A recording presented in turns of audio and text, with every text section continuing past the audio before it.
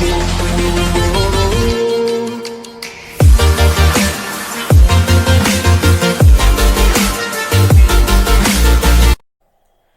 इस वीडियो में हम पढ़ेंगे क्या, photo system first and photo system second. इस टॉपिक को पढ़ने से पहले हम एक काम कर लेते हैं। सबसे पहले हम एक पॉइंट है हमारा, यानी जो सनलाइट जो है, सनलाइट से आने वाली जो रेज होती है उसके बारे में हम थोड़ा सा बेसिक्स देख लेते हैं एक बार, ठीक है। तो सनलाइट से जो आने वाली जो रोशनी होती है या वेव्स होती हैं वो 3 डिफरेंट टाइप्स की होती हैं। फर्स्ट विजुअल रेज, एक होता है इंफ्रारेड रेज और एक होता है अल्ट्रावायलेट। तो जो विजुअल रेज होती है उसी के प्रेजेंस में ही क्या होता है, फोटोसिंथेसिस की प्रोसेस होती है। तो जो विजुअल रेज होती है उसमें 7 डिफरेंट टाइप ऑफ कलर्स होते हैं, जिसको हम पहले से ही पढ़ रखा था क्या, विबग्योर। ठीक, विबग्योर में we stand for violet, indigo, blue, green, yellow, orange and red. तो इनमें जो वेवलेंथ होती है, ठीक है, यानी इन सभी रेज की जो वेवलेंथ होती है अलग अलग होती है। तो इसमें सबसे जो कम वेवलेंथ होती है वो होती है वायलेट की और सबसे ज़्यादा होती है वो रेड की। तो यहाँ से यानी लास्ट तक, ठीक है। तो यहाँ पर जो वी होती है यानी वायलेट होती है, जो वायलेट होती है इसकी होती है 400 नैनोमीटर और रेड की होती है 700 नैनोमीटर। तो इससे तो एक चीज़ क्लियर होता है क्या, कि इसी वेवलेंथ रेंज जो वेवलेंथ है, यानी यही वेवलेंथ 400 टू 700, इसी की प्रेजेंस में ही क्या होती होगी, फोटोसिंथेसिस की प्रोसेस होती होगी। इसमें हमने पहले ही पिछले वीडियो में पढ़ रखा था क्या, जिसमें क्या होता है ब्लू और रेड, यानी इस ब्लू और रेड पे ही क्या होता है, फोटोसिंथेसिस की रेट सबसे हाईएस्ट अमाउंट में होती है। क्लियर हुआ यहाँ तक, ठीक है। अब हम इसके बारे में हम कुछ बेसिक्स पढ़ते हैं। अब सीधे हम आते हैं अपने पॉइंट पर, कहाँ पर, फोटो सिस्टम पर। ठीक,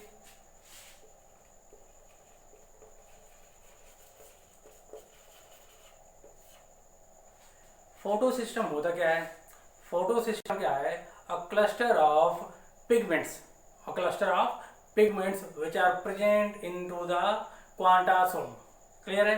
तो इसी को हम बोलते हैं क्या, फोटो सिस्टम बोलते हैं। बट यहाँ पर सिस्टम टर्म इसलिए देते हैं क्योंकि कुछ स्पेसिफिक मॉलिक्यूल्स का, यानी फोटोसिंथेटिक पिगमेंट्स का ही क्या होता है, एक स्पेसिफिक अरेंजमेंट होता है जिसके थ्रू क्या होता है, फोटोसिंथेसिस की प्रोसेस स्टार्ट होती है।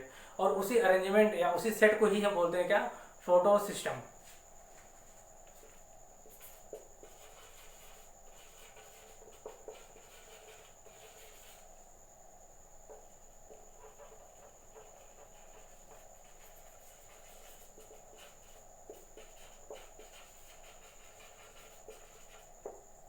कलेक्शन ऑफ फोटोसिंथेटिक पिगमेंट्स, ठीक है। तो इसमें सभी होंगे, chlorophyll A, B, C, D, ई, इसके अलावा कार्बोनाइड और फाइकोबिलेंस भी में भी हो सकता है। ठीक, जनरली फाइकोबिलेंस नहीं होगा क्योंकि वो सिर्फ बैक्टीरिया में पाया जाता है, यानी साइनोबैक्टीरिया में। ठीक, तो यहाँ पर हम क्या करेंगे, फोटो सिस्टम यानी 2 टाइप के लिख रखा है हमने, फर्स्ट और सेकेंड। पहले हम फोटो सिस्टम को स्पेशली जान लेते हैं। हम यहाँ पर एक डायग्राम बनाते हैं, यानी किसका, एक थैलाकॉइड का। ऑब्वियस सी बात है, थैलाकॉइड का होता है कॉइन शेप का एक स्ट्रक्चर होता है जो कि काफ़ी सारे बंडल में प्रेजेंट होते हैं, जिसे हम ग्रेनम बोलते हैं, जो कि कहाँ पाया जाता है, क्लोरोप्लास्ट के इनसाइड में। ठीक, तो ये मान लीजिए हमारा क्या है, थैलाकॉइड है।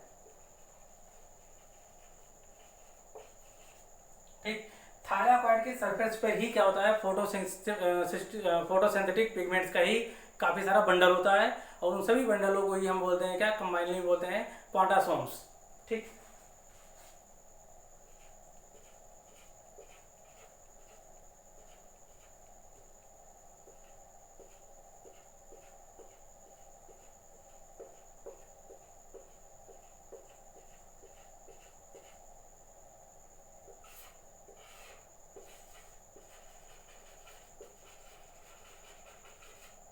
ठीक, इसे हम बोलते हैं क्या, क्वांटासोम बोलते हैं। इसी क्वांटासोम के इनसाइड में क्या होता है, फोटोसिंथेटिक पिगमेंट्स होते हैं। अबाउट 200, हर एक सिंगल क्वांटासोम में 240 से 400 तक क्या हो सकता है, फोटोसिंथेटिक पिगमेंट्स होते हैं।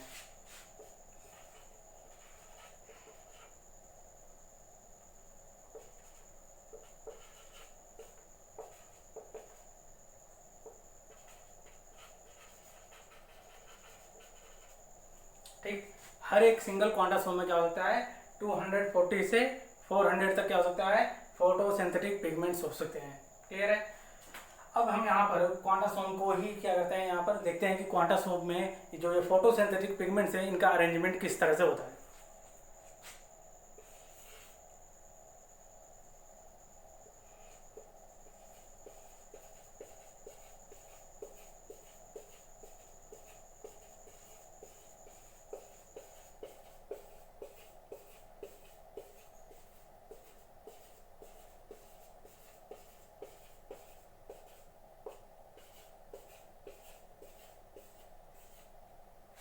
ठीक, इस तरह से क्या है, ये कई सारे फोटोसिंथेटिक पिगमेंट्स का एक सेट है। उसके सेंटर में, ठीक है, यहाँ सेंटर में क्या होता है, क्लोरोफिल ए। सेंटर में क्या होता है, क्लोरोफिल ए होता है। और आसपास में क्या होता है, कई सारे और भी पिगमेंट्स होते हैं जिसमें क्लोरोफिल बी, सी, डी, ई या कैरोटीनॉइड हो सकता है। ठीक, तो इस सेंटर वाले मॉलिक्यूल यानी क्लोरोफिल ए जो सेंटर में प्रेजेंट होता है, इसको हम बोलते हैं रिएक्शन सेंटर।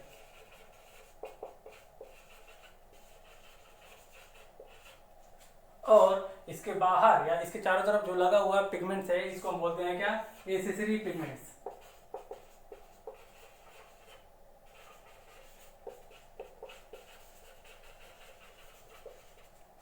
ठीक, यानी इसके चारों तरफ लगा हुआ जितना भी पिगमेंट्स होता है उसके सेट को ही पूरा बोलते हैं क्या, एसेसरी पिगमेंट्स होते हैं वो सारे के सारे।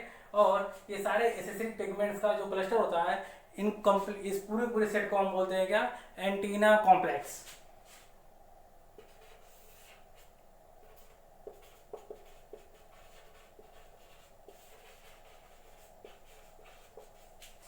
क्लियर हो यहाँ तक। एंटीना कॉम्प्लेक्स इसलिए यूज करते हैं क्योंकि ये एक तरह से एंटीना का काम करते हैं यहाँ पर जो भी एसेसरी पिगमेंट्स हैं, क्योंकि ये सनलाइट से आने वाली फोटॉन्स एनर्जी को या फोटॉन्स को क्या करती हैं, वन बाय वन ट्रांसफर करते हुए सेंटर में पहुंचाती है, यानी कहाँ पर, क्लोरोफिल ए को। So that is why this chlorophyll a which are present या which is present inside are center और in the center of the photo system. So that's why क्या हम बोलते हैं इस क्लोरोफिल ए को reaction centre बोलते हैं, क्योंकि ये सेंटर में प्रेजेंट होता है। और सारे एसेसरी पिगमेंट्स क्या करते हैं, फोटॉन यानी जो कि सनलाइट से आने वाली रेज को क्या करती हैं, वन बाय वन ट्रांसफर करते हुए रिएक्शन सेंटर यानी क्लोरोफिल ए को ट्रांसफर करती हैं। ये है मान लो सनलाइट।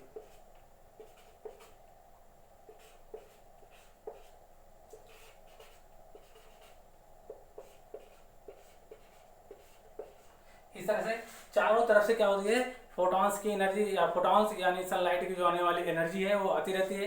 और कंटिन्यूसली क्या होती है, एसेसरी पिगमेंट्स क्या करती हैं, उनको क्या करती हैं, उस एनर्जी को ट्रांसफर करते हुए फाइनली पहुंचाती है कहाँ पर है, रिएक्शन सेंटर पे। क्लियर हुआ यहाँ तक। ठीक, अब यहाँ पर क्या होता है, ये पूरा का पूरा जो सेट होता है इसी को हम बोलते हैं फोटो सिस्टम।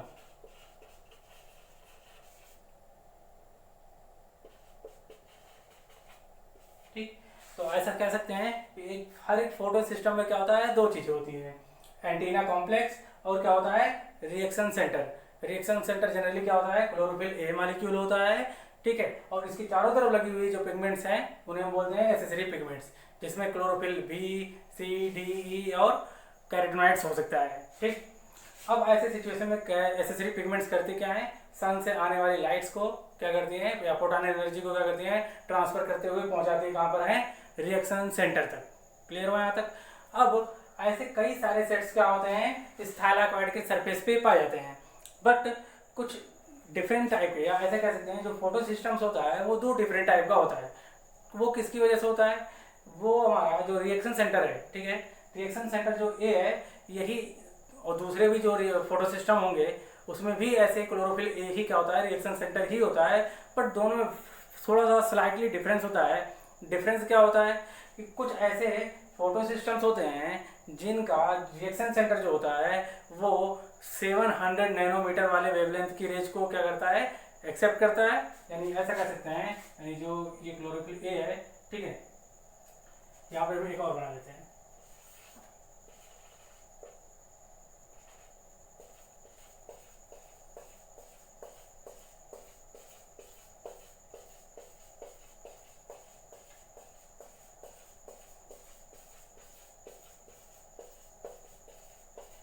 ठीक, इस तरह से। तो यहाँ पे क्या है, मैंने दो फोटो सिस्टम्स बना रखे हैं जिनमें दोनों में क्या है, एंटीना कॉम्प्लेक्स और रिएक्शन सेंटर है। दोनों मेजर डिफरेंस क्या होता है कि एक जो फोटो सिस्टम होता है उसमें उसका जो रिएक्शन सेंटर होता है वो 700 नैनोमीटर वाले वेवलेंथ को ही एक्सेप्ट करता है।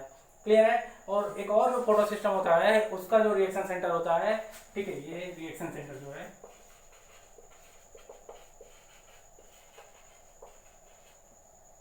ये एक्सेप्ट करता है 680 नैनोमीटर वाली वेवलेंथ की रेंज को। ठीक है, यानी दो डिफरेंट टाइप के फोटो सिस्टम्स होते हैं जिनका स्ट्रक्चर जो होता है वो कम्प्लीटली सेम टू सेम होता है, बट स्लाइटली जो डिफरेंस है वो क्या होता है, दोनों का जो रिएक्शन सेंटर है वो अलग अलग वेवलेंथ वाली रेंज को एक्सेप्ट करता है। ठीक है, यानी ये जब इसका रिएक्शन सेंटर, ठीक है, यानी मान लो हमारा ये फोटो सिस्टम है, इस फोटो सिस्टम का जो रिएक्शन सेंटर है जब इसको 680 नैनोमीटर वाली वेवलेंथ वाली रेंज मिलेगी तब क्या होता है, इस क्लोरोफिल ए का एक पेयर इलेक्ट्रॉन एक्साइटेड होकर के क्या होता है, एक्सपेल करता है या एक्साइटेड होकर के आउटसाइड निकलता है। ठीक, बट ये वाला जो हमारा फोटो सिस्टम है, जो प्रीवियस वाला हमारा है, ये फोटो सिस्टम क्या करता है, जब तक इसके सेंटर को या रिएक्शन सेंटर को 700 नैनोमीटर वाली रेंज वाली एनर्जी नहीं मिलती है तब तक इसके इलेक्ट्रॉन्स क्या होते हैं, एक्साइटेड होकर बाहर नहीं आते हैं। सो दैट इज वाई इसी बेसिस पर, ठीक है, यानी अलग अलग वेरियस टाइप के जो रिएक्शन सेंटर हैं on the basis of wavelength acceptor, तो इसके बेसिस पर क्या होता है, ये दो डिफरेंट टाइप के होते हैं। क्लियर हुआ। और इस सिचुएशन में यानी ऐसा फोटो सिस्टम जिसका रिएक्शन सेंटर 700 नैनोमीटर वाली वेवलेंथ को एक्सेप्ट करता है, इसको हम बोलते हैं फोटो सिस्टम फर्स्ट, और जो 680 नैनोमीटर को एक्सेप्ट करता है उसे हम बोलते हैं क्या,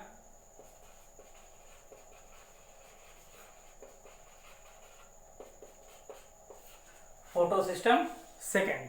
क्लियर हुआ यहाँ तक। ठीक है, तो ये डिफरेंट दोनों में होता है और यही same as it is structure क्या होता है, इसमें पाया जाता है क्वांटासोम के इनसाइड में। क्लियर हुआ यहाँ तक, कोई कंफ्यूजन नहीं है। ठीक, इसके आगे देखते हैं। ठीक, एक टॉपिक है इन फ्लोरेसेंस।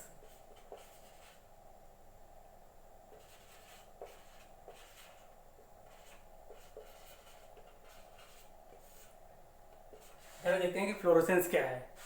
जब लेबोरेटरी वर्क के थ्रू या लैब में हम क्या करते हैं, क्लोरोफिल ए मालिक्यूल के ऊपर, ठीक है, chlorophyll A molecule that is reaction centre, इसके ऊपर जब क्या करते हैं, सनलाइट या लाइट क्या करते हैं, एक्सपोज करते हैं, तब ऐसे सिचुएशन में होता क्या है, उस क्लोरोफिल ए मालिक्यूल से क्या होता है, इलेक्ट्रॉन जो होता है या अपेयर ऑफ इलेक्ट्रॉन जो होता है, दो इलेक्ट्रॉन वो एक्साइटेड होकर के बाहर आता है और उसके पास यानी उस दोनों इलेक्ट्रॉन के पास क्या होता है, काफ़ी हायर अमाउंट में पोटेंशियल एनर्जी होती है। ठीक, बट ऐसे मालिक्यूल को कोई भी एक्सेप्ट करने वाला दूसरा मालिक्यूल नहीं होता है, मतलब उन दोनों इलेक्ट्रॉन को एक्सेप्ट करने वाला कोई एडिशनल मालिक्यूल नहीं होता है। सो दैट इज वाई क्या करता है, वो दोनों इलेक्ट्रॉन वापस से उसी क्लोरोफिल वापस मालिक्यूल में आ जाते हैं। ठीक, तो यहाँ पर हम एक काम करते हैं, क्लोरोफिल ए को बना देते हैं, यानी जो कि क्या है, रिएक्शन सेंटर है। तो जब इसको हम लेबोरेटरी वर्क के थ्रू क्या करते हैं, हम इस पर सनलाइट एक्सपोज करते हैं। ठीक, तो इसका जो इलेक्ट्रॉन है यानी अपेयर ऑफ इलेक्ट्रॉन एक्साइटेड होकर के बाहर निकलता है, बट इसको कैरी करने वाला कोई भी एक्सेप्टर नहीं होता है, जैसा कि फोटो सिस्टम फर्स्ट और सेकंड में होता है। ठीक है, उसके बारे में हम और आगे डिटेल में पूरी क्लियरली बात करेंगे जब हम फोटो फास्फोराइलेशन पढ़ेंगे। ठीक, तो यहाँ पर क्या होता है, लैब में हम सिर्फ और सिर्फ क्लोरोफिल ए के ऊपर डायरेक्ट क्या करते हैं, एक्सपोज करते हैं सनलाइट को, जिससे क्या होता है, अपेयर ऑफ इलेक्ट्रॉन क्या होता है, एक्साइटेड होकर के बाहर निकलता है, और यहाँ पर कोई मॉलिक्यूल इसको एक्सेप्ट करने वाला नहीं होता है। तब इसके पास यानी इस पेयर ऑफ इलेक्ट्रॉन के पास जो काफ़ी अमाउंट में एनर्जी होती है, ठीक है, या पोटेंशियल एनर्जी जो होती है, वो क्या होती है, वापस इस मॉलिक्यूल में आता है, लेकिन पहले उस पोटेंशियल एनर्जी का क्या होता है, लूज करना होता है। ठीक है, यानी उन दोनों इलेक्ट्रॉनों के पास जो पोटेंशियल एनर्जी है काफ़ी अमाउंट में, उसका जब तक लॉस नहीं होता है तब तक वो इलेक्ट्रॉन्स वापस इस मॉलिक्यूल के साथ में आकर के बाइंड नहीं हो सकते हैं। क्लियर हुआ।